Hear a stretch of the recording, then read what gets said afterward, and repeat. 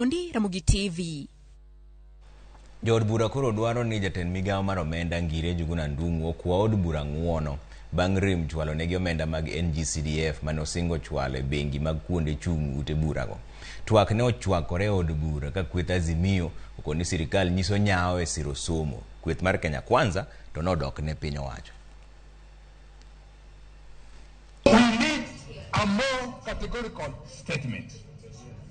Not those kind of things, Mr. Speaker. I'm sorry to say this. Those ones remain empty promises. And we can't go by promises anymore, Mr. Speaker. They even actually made our speaker look so bad in the eyes of the public. How dare you make our own speaker look bad in the eyes of the public? By continuously lying.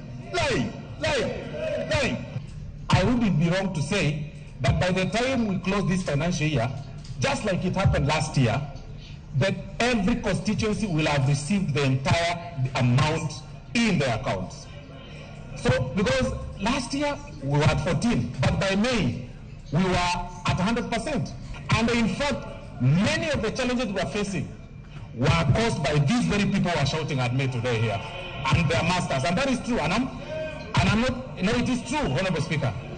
When we are talking about money being disbursed, let us look at it in a wider scale. This is affecting economic growth of the country, because if you don't give money to the grassroots for development, you are slowing general economic growth of the country. If you give money towards the end of the financial year, it has implications.